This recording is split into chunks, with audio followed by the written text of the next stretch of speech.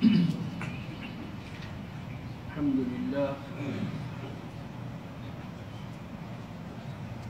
والصلاة والسلام علی رسول اللہ اما بعد فاعوذ باللہ من الشیطان الرجیم بسم اللہ الرحمن الرحیم اذا الشمس كورت وإذا النجوم انكدرت وإذا الجبال سيرت وإذا العشار عطلت وإذا الوحوش حشرت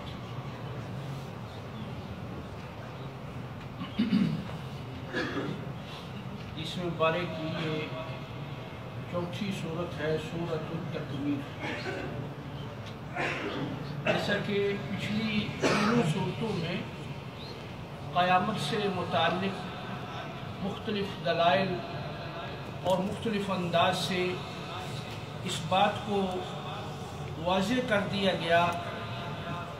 کہ یہ جہان جس میں انسان رہ رہا ہے، اس کے بعد ایک اور جہان آنے والا ہے،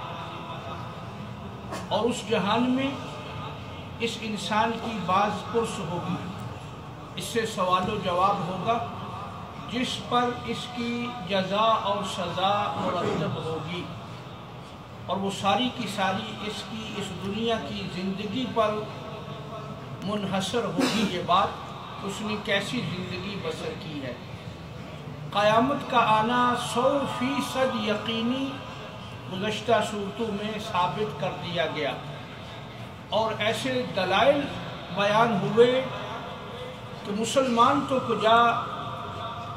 تھوڑی سی عقل والا انسان بھی ان دلائل کا انکار نہیں کر سکتا۔ آج یہ جو سورۃ تکویر ہے اور اس کے بعد جو سورۃ الانفطار ہے، ان کے بارے تو حدیث میں یہاں تک فرمایا گیا ہے کہ جو قیامت کو اپنی آنکھوں سے دیکھنا چاہتا ہے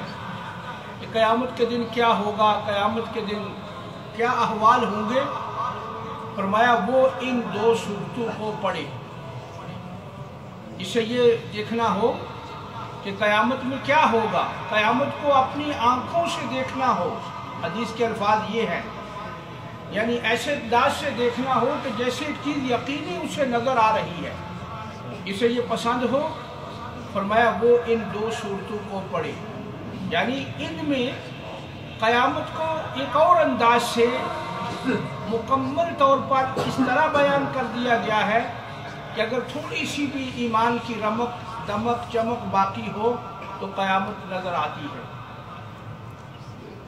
اور اس سے پہلے سورۃ جو تکویر ہے، اس میں دو چیزوں کو مد نظر رکھا گیا ہے۔ ایک تو یہ کہ قیامت کے وہ احوال جو پہلے پیش آئیں گے، قیامت آنے سے پہلے اس جہان کا ختم ہو جانا۔ یہ بات ذہن نشین رہنی چاہیے کہ یہ جو جہان ہمیں نظر آ رہا ہے، اس کا جو نظام ہے، یہ جو سورج ہے، چاند ہے، ستارے ہیں، پھر سمندر ہیں، پھر یہ زمین ہے، پھر یہ آسمان ہے، یہ جو چیزیں اس جہان کی اصل ہیں، ان کا ختم ہونا قیامت کی ابتدا ہوگی۔ قیامت کا آنا جب شروع ہوگا تو اس جہان کو ختم کر دیا جائے گا،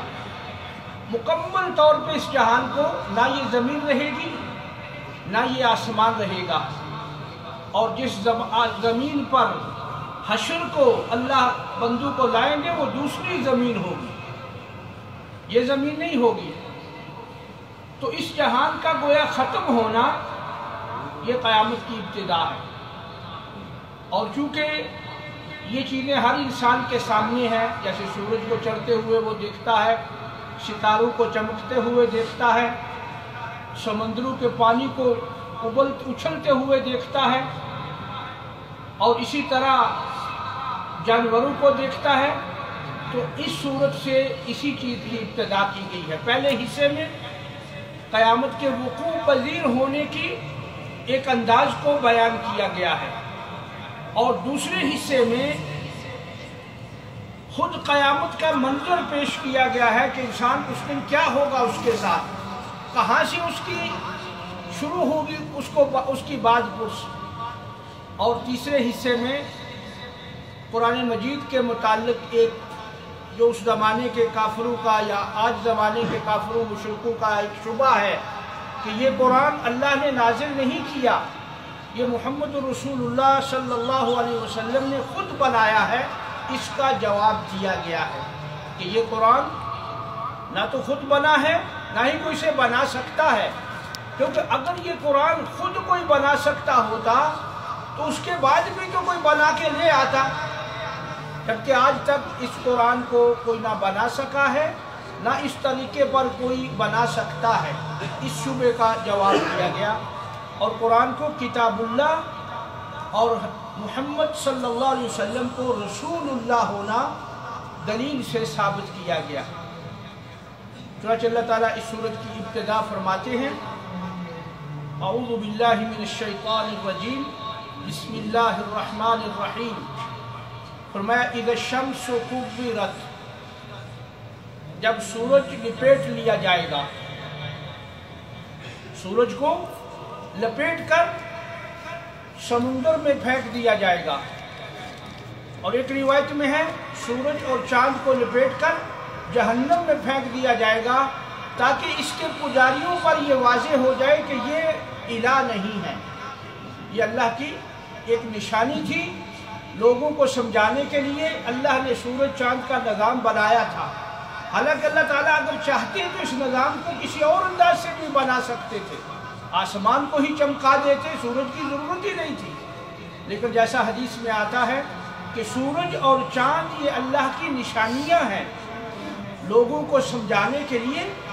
یہ ایسی نشانیاں ہیں کہ آدمی کو بتلایا جا سکتا ہے کہ دیکھو یہ اللہ تعالیٰ کی کتنی بڑی نشانی ہے کہ اپنے وقت پہ یہ نکلتا ہے، وقت پہ غروب ہوتا ہے، اور جب سے لگا ہے اپنی ڈیوٹی میں اس نے کوتاہی نہیں کی، ایک بہت بڑی نشانی ہے۔ فرمایا قیامت کے دن جب ابتدا شروع ہوگی تو اس سورج کو لپیٹ لیا جائے گا، یعنی سورج نہیں رہے گا۔ وَإِذَا النُّجُومُ انْكَدَرَتْ، اور ستارے بے نور ہو جائیں گے۔ یہ جو آسمان کی طرف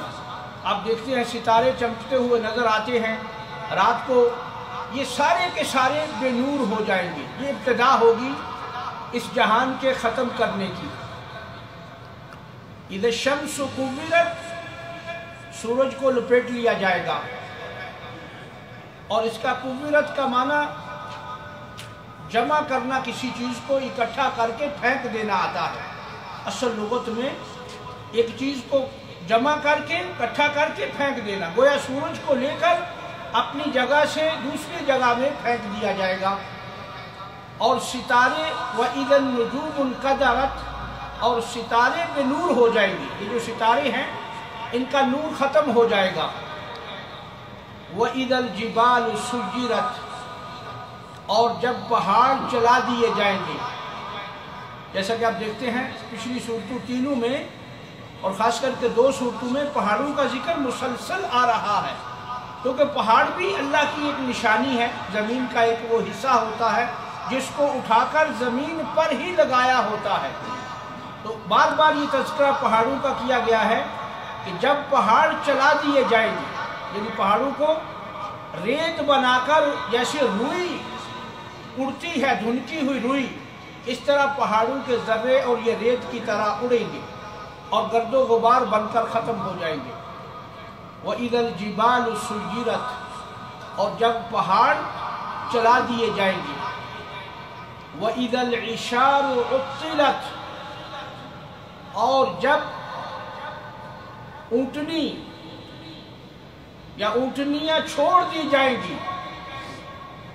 یہ اس زمانے کی بات ہے جب قرآن نازل ہوا تھا تو لوگوں کا مال و متاع اور قیمتی چیز اس وقت عربوں کے اونٹ ہوتے تھے، اونٹ سب سے قیمتی اس وقت کا وہ ان کا سرمایہ ہوتا تھا۔ تو فرمایا جب قیامت کی ابتدا ہوگی تو اس قدر افراتفری ہوگی، اس قدر بھاگ دوڑ ہو جائے گی، اس قدر لوگ ایک دوسرے سے दौड़ना शुरू कर देंगे कि उन्हें कुछ भी याद नहीं रहेगा। वइदल इशारु उत्तिलत, और जब गाबन ऊँटनी जो बच्चा देने के करीब होती है, वो ज़्यादातर बदू के नज़दीक उसकी ज़्यादा कीमत होती है, तो यहाँ इशार से मुराद वो ऊँटनी है जो करीब हो इस बात के। तो फरमाया वो ऊँटनी छोड़ देंगे, वो कोई उसकी तरफ तवज्जो नहीं करेगा, छोड़ देंगे। और यहाँ ऊँटनी एक बात है, यानी इंसान हर दूसरी चीज़ से को छोड़ देगा, यानी उसको हर चीज़ से बेपरवाही सी हो जाएगी, और क़यामत की ये अफरा तफरी उसको ऐसे लगेगी कि ये क्या हो गया, हर चीज़ से गाफिल हो जाएगा। वइदल इशार उत्तिलत, और जब वो ऊँटनियाँ छोड़ दी जाएंगी, यानी कोई उनको पकड़ेगा नहीं, हर कोई उनको छोड़ के दूसरी तरफ चला जाएगा, क्योंकि क़यामत का ये समा जो इब्तदा होगी, जैसा हमने पहले भी जिक्र किया कि क़यामत की इब्तदा इसी तरह होगी, लोग इसी तरह रह रहे होंगे जैसे आज हैं, और इसी तरह अपने कामों काज में होंगे। कपड़े वाला कपड़ा बेच रहा होगा, दुकानदार दुकानदारी कर रहा होगा, मजदूर मजदूरी के लिए निकल रहा होगा, कि अचानक उन्हें एक आवाज़ आनी शुरू हो जाएगी, और वो आवाज़ बढ़ते बढ़ते इस कदर उसमें कड़क पैदा हो जाएगी कि हर इंसान सब कुछ छोड़कर उसकी बाहर निकलने जमा हो जाएंगे, लोग बाहर निकलने शुरू हो जाएंगे, घरों से बाहर मैदानों में इकट्ठे हो जाएंगे, और हर कोई कहेगा कि ये आवाज़ कैसी है, कहाँ से आ रही है।